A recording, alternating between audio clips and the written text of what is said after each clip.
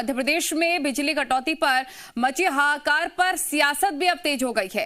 मंत्री विश्वास सारंग ने कटौती के लिए कांग्रेस को जिम्मेदार ठहरा दिया। उन्होंने आरोप लगाया कि 15 महीने की कांग्रेस सरकार ने बहुत सारी स्थितियों को खराब किया। खासकर बिजली कंपनियों में कांग्रेस ने जो कुव्यवस्था स्थापित की उसका खामियाजा आज भुगतना पड़ रहा है।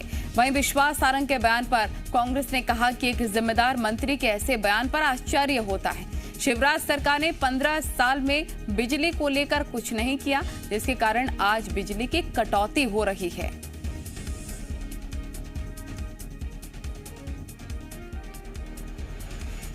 सभी व्यवस्थाओं को हम सुचारू करें।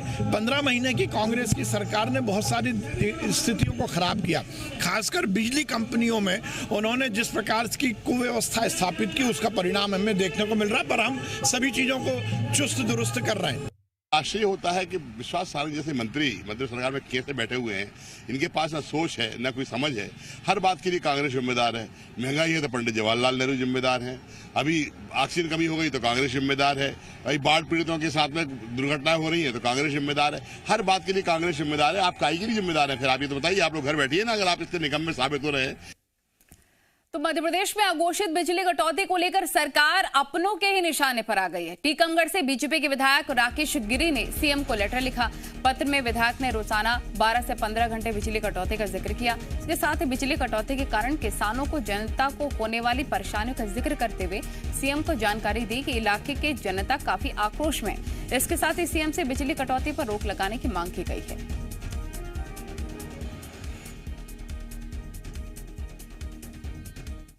बिजली कटौती को लेकर अब अपने ही घेरते नजर आ रहे हैं बीजेपी को, क्योंकि मेहर से विधायक ने खोला है अब मोर्चा। नारायण त्रिपाठी ने अधिकारियों पर लगाया है गुमराह करने का आरोप। अधिकारी कर्मचारी सरकार को गलत रिपोर्ट दे रहे हैं, गलत जानकारी दे रहे हैं, ये कह रहे हैं नारायण त्रिपाठी।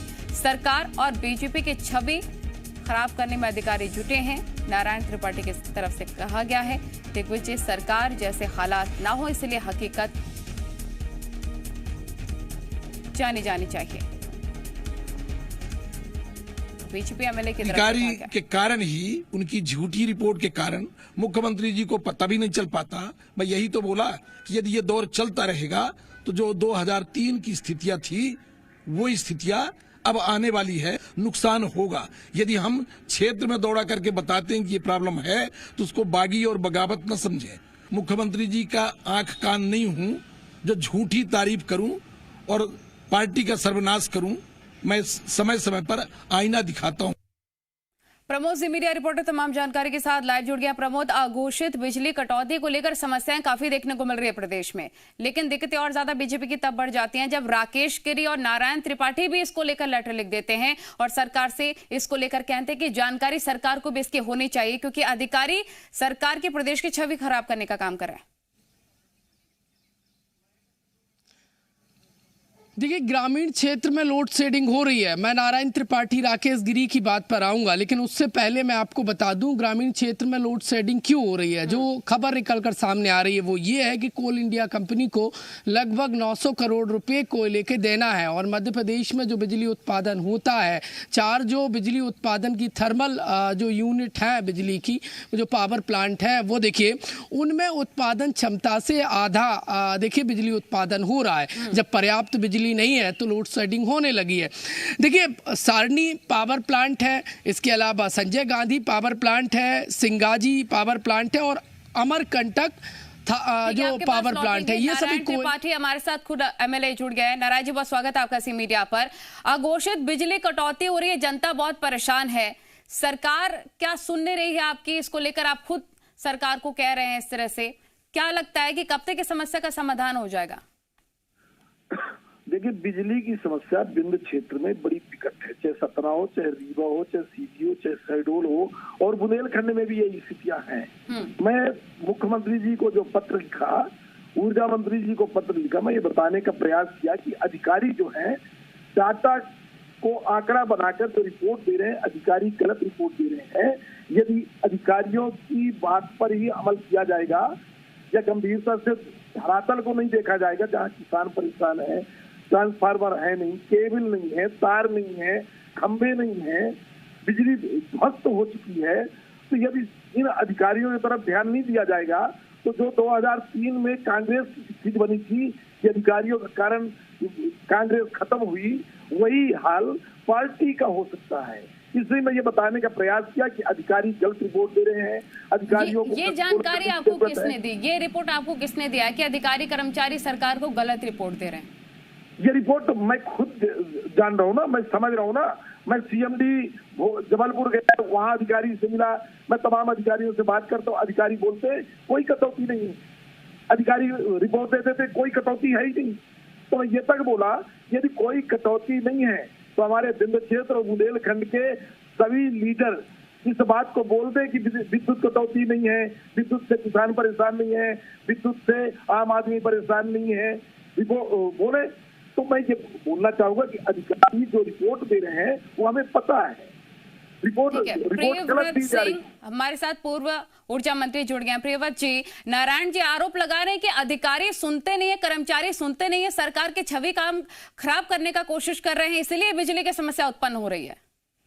देखिए, अधिकारी, मैं नारायण जी से भी कहना चाहता हूँ, प्रदेश की जनता से भी ये कहना चाहता हूँ कि अधिकारियों की गलती नहीं है, ये मिसमैनेजमेंट है पावर मैनेजमेंट कंपनी का और सरकार का।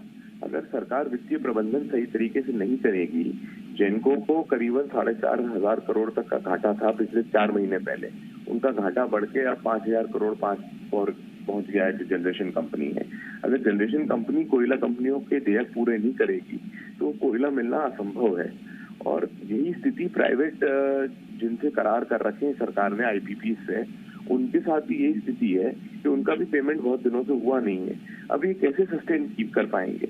सस्टेनेबिलिटी अब बची नहीं है और सरकार अगर पेमेंट नहीं करेगी तो लगातार उनके ऊपर यही बात शायद हमारे रिपोर्टर प्रमोद भी बता रहे हैं। प्रमोद, देखिए, महत्वपूर्ण तो ये है कि जो चारों जो प्लांट हैं उनको पर्याप्त कोयला नहीं मिल रहा है। कोयला इसलिए नहीं मिल रहा है, कोल कंपनी को देखिए, कोल इंडिया कंपनी को लगभग 900 करोड़ रुपए देना है, देनदारी नहीं हुई तो कोयला पर्याप्त नहीं मिल रहा है। तो जो थर्मल जो पावर प्लांट है वो उत्पादन क्षमता के बराबर बिजली उत्पादन नहीं कर पा रहा है, इसलिए ग्रामीण क्षेत्रों में लोड शेडिंग हो रहा है। लोड शेडिंग तो हो रही है, कल एक पत्र भी मैंने दिखाया था नलनी। मेरा सवाल नारायण त्रिपाठी से है।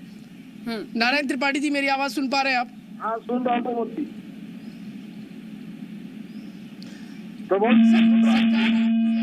अधिकारी आपकी है, क्यों आपकी सुनवाई नहीं कर रहे हैं? नहीं, अधिकारियों का जो मामला है, ये बात तो मैं भी लगातार बोल रहा हूँ कि अधिकारी बोल देंगे ग्वालियर चंबल में लाइट है, मालवा निवाड़ में लाइट है, राजधानी में लाइट है, विंध्य और बुंदेलखंड में लाइट नहीं है। तो विंध्य और बुंदेलखंड में जो दोहरा बर्ताव किया जा रहा है यह हमारे विंध्य और बुंदेलखंड के लिए गलत है। मैं इस विंध्य की जो उपेक्षा की बात करता हूँ, लगातार मैं इसीलिए बात करता हूँ, सरकार भी उपेक्षा करती है। और प्रिय नारायण त्रिपाठी जी, प्रियव्रत जी है मेरे साथ। प्रियव्रत जी, ये कह रहे हैं कि सिर्फ विंध्य में लाइट नहीं है, आपके इधर है क्या लाइट? लोड शेडिंग हो गई है, प्रारंभ राजगढ़ में भी लोड शेडिंग हो रही है, शाजापुर में लोड शेडिंग हो रही है, आगर मालवा में लोड शेडिंग हो रही है, नीमच रतलाम में लोड शेडिंग हो रही है। 3 घंटे 8:30 से लेकर 12:30 तक 4 घंटे रात को ग्रामीण क्षेत्रों की भी लाइट बंद रह रही है और छोटे कस्बों की भी लाइट बंद रह रही है। तो ये कहना कि सिर्फ विंध्य के साथ बर्ताव हो रहा है, ऐसा नहीं है, पर ये पूरे मध्य प्रदेश में खराब वित्तीय प्रबंधन के कारण सरकार को ये सब सामना करना पड़ रहा है। पिछले विधानसभा सत्र में मैंने मुखर होकर ये बात ऊर्जा मंत्री जी से भी कही थी, विधानसभा में भी मेरी बात रखी थी और विधानसभा में प्रेस को भी एड्रेस किया था कि अगर ये देनदारियां और सब्सिडी सरकार ने नहीं दी, मेरा महत्वपूर्ण सवाल है देनदारियां हैं, प्रियव्रत जी, आपने तो पूर्व में नहीं दी जाएंगी तब तक दिक्कत आएगी। अब मेरा महत्वपूर्ण सवाल है प्रियव्रत जी आपसे, आपने तो पहले ऊर्जा विभाग संभाला है और नारायण त्रिपाठी कह रहे हैं कि अधिकारी सही से रिपोर्ट नहीं देते हैं।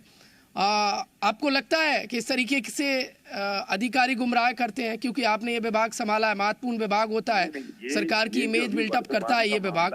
और वर्तमान का जो मामला है ये अधिकारियों की गुमराह करने का नहीं है, ये खराब वित्तीय प्रबंधन का है। आपकी पन बिजली परियोजनाएं भी बंद पड़ी हुई हैं, मतलब थर्मल के साथ साथ जो आपकी पन बिजली है वो भी बंद पड़ी है और अधिकांश खराबी के कारण बंद पड़ी हैं।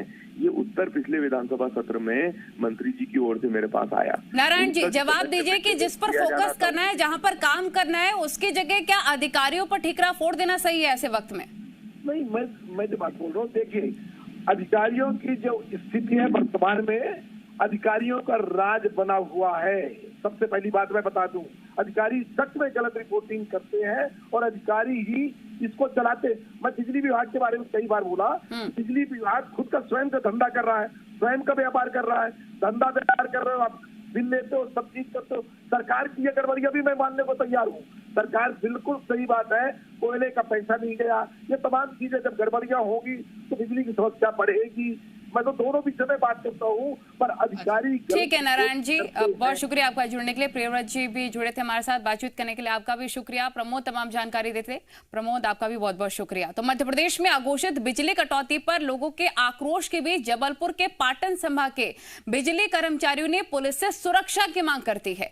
कर्मचारियों ने पत्र में लिखा है कि लोड शेडिंग के कारण बिजली की कटौती हो रही है, जिस कारण जनता में काफी गुस्सा है और गुस्साई भीड़ बिजली स्टेशन पहुंचकर बिजली चालू करने की मांग कर रही है, हंगामा कर रही है। ऐसे में बिजली कर्मचारियों की सुरक्षा के मद्देनजर सभी बिजली उपकेंद्रों में पुलिस बल तैनात किया जाए।